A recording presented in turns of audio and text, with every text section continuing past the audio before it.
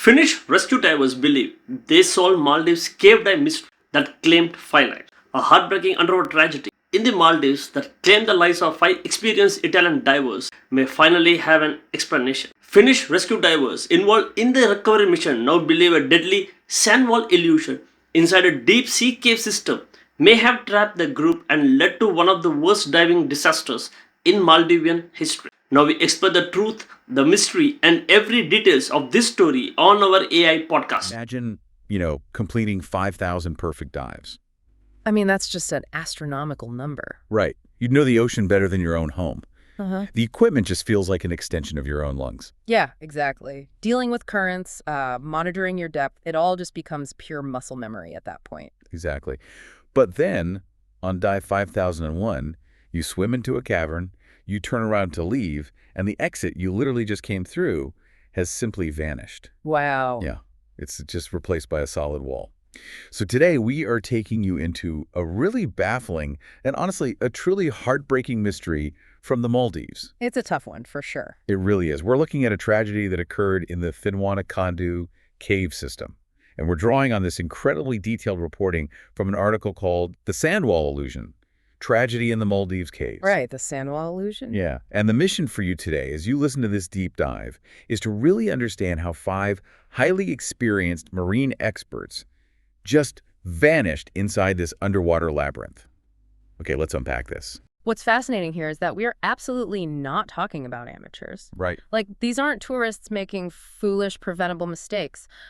When you dig into the actual mechanics of this incident, it becomes this chilling case study. It really does. It shows us how just a single sensory deception combined with the incredibly hostile physics of the deep ocean can trigger this fatal cascade of events. A domino effect. Exactly. It's a harsh reminder that in extreme environments, your expertise is really only as reliable as your perception of reality. So if these divers were so incredibly skilled, how did this happen? It feels like a massive contradiction to me. It does. It really does. Because to figure out what went wrong physically, we need to understand exactly who was in the water that day, right?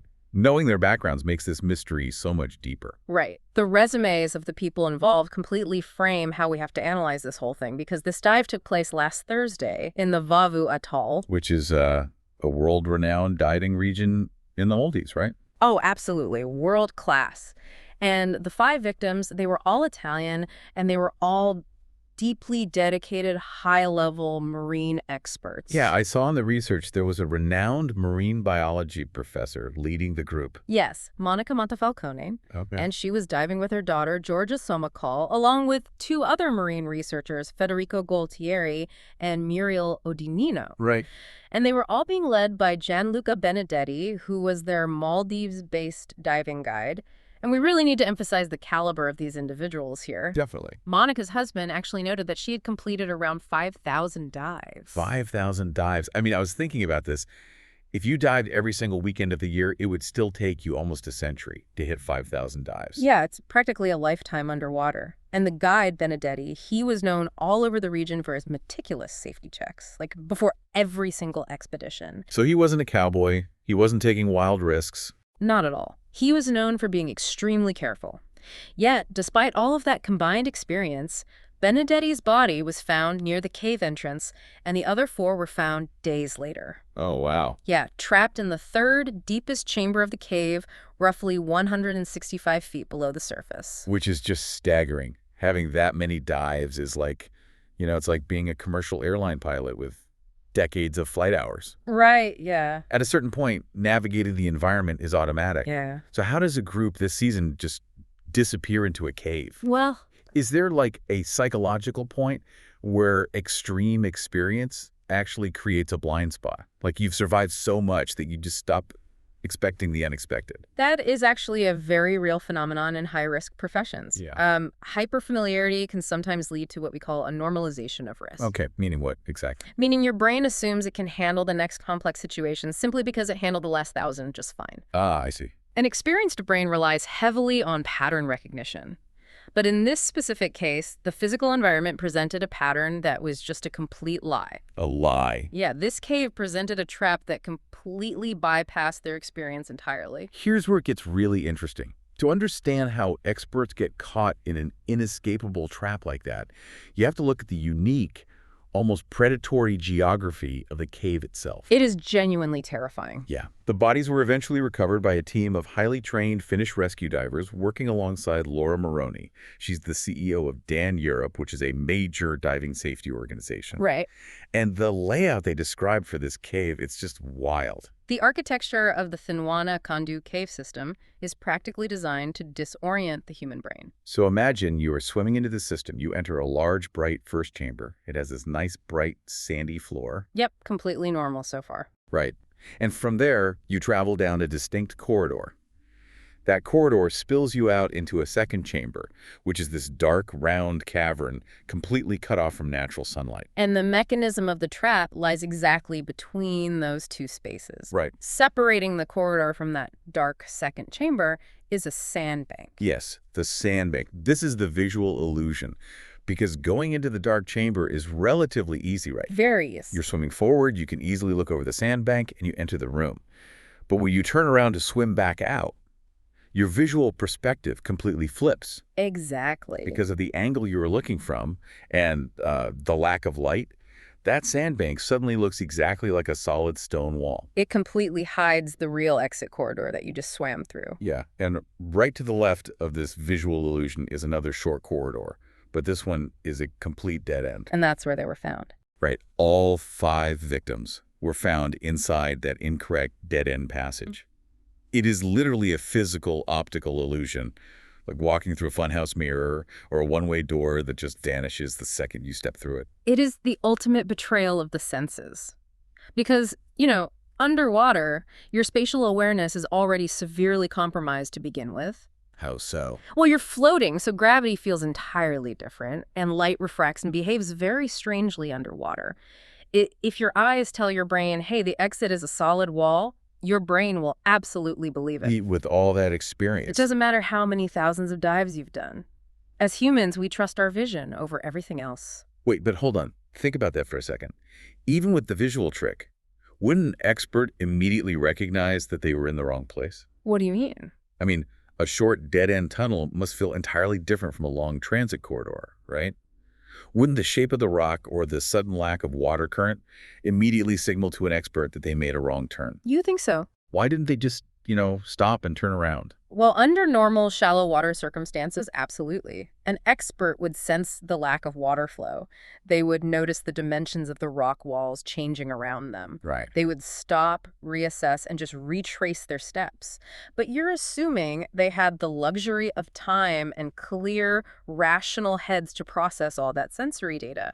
And that brings us to the brutal physics of exactly where they were and, crucially, what equipment they were carrying. The ticking clock. Exactly. The optical illusion explains why they took the wrong turn. Yeah. But to understand why they couldn't just casually turn around and find the right way, we have to look at the depth. Right, the depth is the real killer here. Because the legal recreational diving limit in the Maldives is 98 feet. But the reports show this group was found between 165 and 200 feet down. Yeah. And they were using standard 12-liter tanks of regular compressed air. Which is, without a doubt, the single most critical factor in this tragedy. Using standard air at that kind of depth completely changes the physiological reality of the situation. How so? Like, what exactly does that depth do to the air in a standard tank? It all comes down to pressure.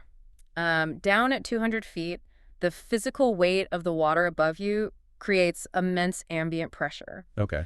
Your scuba regulator is designed to deliver air at the exact same pressure as the surrounding water. Otherwise, your lungs would literally collapse. Oh, wow. Right. But because the pressure is so incredibly high down there, the air inside your tank is tightly compressed. I see. So taking standard 12-liter tanks to that depth is kind of like, it's like trying to breathe from a balloon while an elephant is sitting on it. That's a great way to picture it. The air is squished so tightly that every single breath you take sucks out exponentially more volume from your tank than a breath at the surface would. So they're just burning through it. Exactly. With ordinary tanks at 200 feet, you are looking at less than 10 minutes of usable exploration time. 10 minutes. That is nothing. It's basically no time at all. And as Laura Moroni pointed out, the moment you hit a dead end and realize you are trapped, your psychology completely turns against you. Exactly. Panic sets in. And panic isn't just in your head, it is physiological. Right. It induces severe hyperventilation. When you're terrified, your breathing rate just skyrockets. So that 10 minutes of air, Yeah. it can evaporate into 2 or 3 minutes instantly. You are literally breathing your lifeline away in sheer terror. And it gets worse, right? Because of the physical environment of a dead-end cave. Yes, because a panicking diver naturally kicks their legs erratically. And in a confined cave, those erratic fin kicks stir up all the loose silt and sand from the floor. Oh, no. Yeah, it causes what cave divers call a silt out. Within seconds, the water goes from perfectly clear to completely opaque brown. You literally can't see your hand in front of your face. That's horrifying. It is. So now you are totally blind, trapped in a dead-end tunnel, breathing rapidly from a rapidly depleting standard air tank. So what does this all mean? The machinery simply wasn't built to survive the environment. It's like taking a regular family sedan and trying to race it on a Formula One track. That's exactly what it's like. But beyond just having the wrong tanks, investigators noted they were missing a whole suite of essential cave diving tools. They were entirely unequipped for a deep cave penetration. I mean, they did not have high-powered flashlights to cut through the darkness. Right. They did not have backup breathing systems, which are strictly mandatory for overhead environments. Makes sense. And they didn't have enriched gas mixtures. Let's break that down, actually. Yeah. Why do professionals use enriched gas mixtures for dives approaching, say, 164 feet? What happens if you just use regular air down there? Well, regular air is mostly nitrogen. Okay. And at extreme depths, breathing highly pressurized nitrogen causes something called nitrogen narcosis. Okay. Divers actually often call it the martini effect. The martini effect. That gets you drunk. Exactly. It severely impairs your judgment, it slows your reaction time, and causes deep confusion.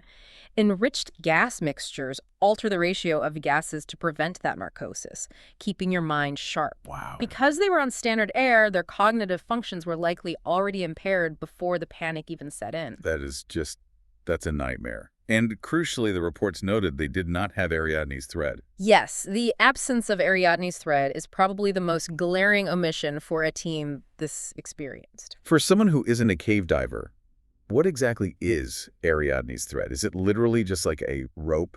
Basically, yes. It is a physical guideline that you spool out continuously from the entrance of the cave. Okay. In the event of a silt out, where your vision goes to absolutely zero, like we talked about, that line becomes your only physical connection to reality. So you just follow it back. Exactly. You clamp your hand onto it, and you use tactile navigation to physically pull yourself out of the maze in the pitch black. Wow. Without it, you are swimming totally blind. Which naturally makes you question the entire narrative here. If these divers were so incredibly careful, I mean, if Monica had 5,000 dives, and the guide was known for his rigorous safety checks, why were they missing all of these fundamental safety tools? That is the big question. Does this suggest that they never actually planned to go down into that deep cave to begin with?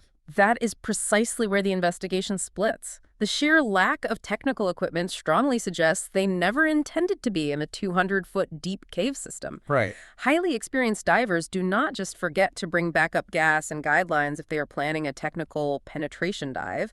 It goes against literally everything they know. So if they were too smart to accidentally wander down there without the right gear, we have to ask, did the ocean drag them down against their will? It's a very real possibility. There is a really fascinating theory being proposed by Alfonso Bolognini. He's the president of the Italian Society of Underwater and Hyperbaric Medicine, and he points to a phenomenon called the Venturi effect.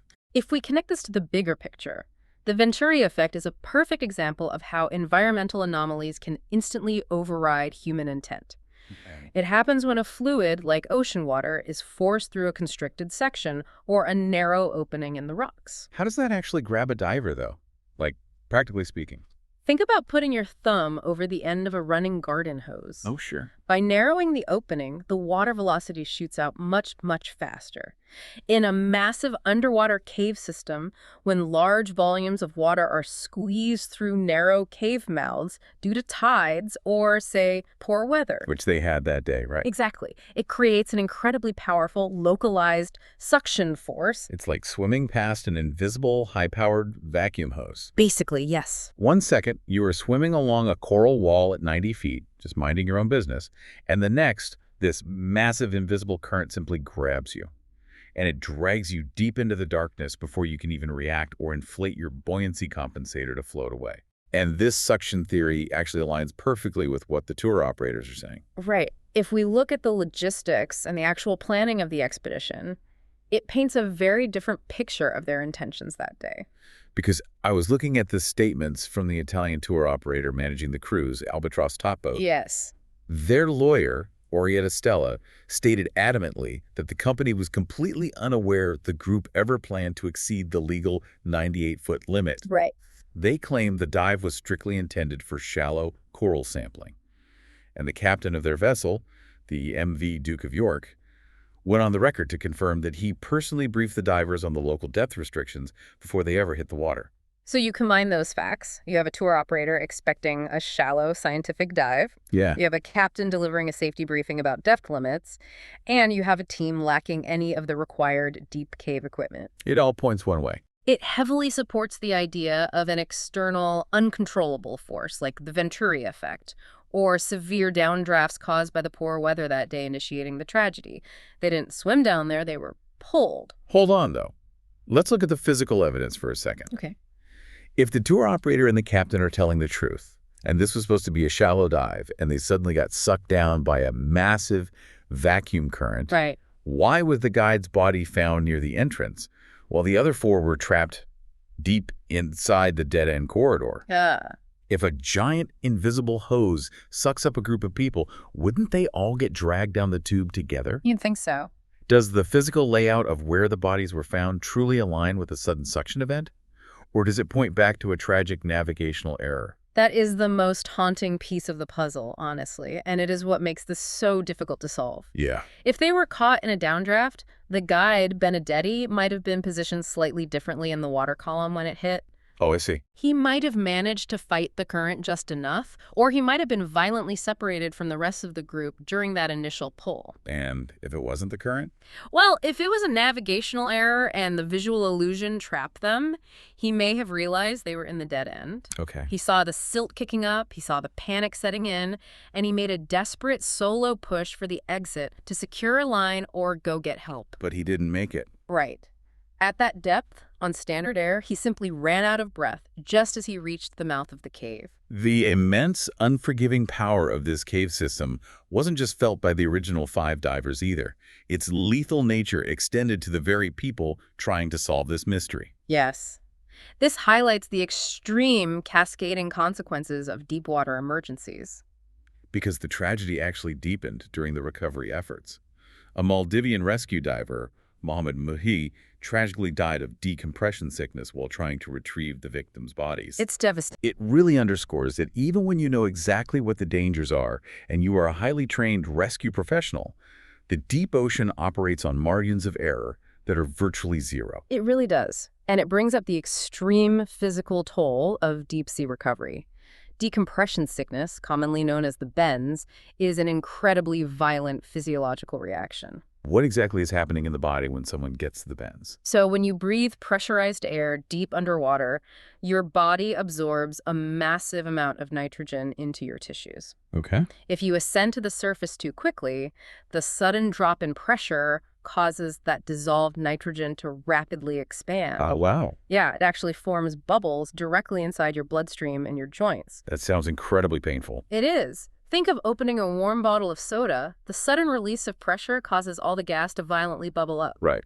When rescue divers are operating under immense psychological stress and heavy physical exertion at 165 feet, navigating a dark cave to recover victims, their physiological response to pressure becomes incredibly volatile. So the cave just remains deadly to anyone who enters it. Exactly. But investigators do have one final crucial piece of evidence that might finally answer what happened down there. Yes, the cameras. Right. Recovery teams managed to retrieve the divers' technical equipment, and specifically, they recovered GoPro cameras that some of the victims were wearing. Yeah. They are hoping this footage will reveal the exact sequence of their final moments. This raises an important question, though. The recovery of those cameras could be the definitive key to understanding the mechanics of this disaster. It is incredibly chilling to think about. It is exactly like recovering the black box of an airplane after a crash. Very much so. Except here, it is a high-definition, first-person view of a psychological and physical breakdown. Mm-hmm. So thinking about those investigators sitting down to watch that footage, what specifically will they be looking for to finally settle this debate? It's all about the details.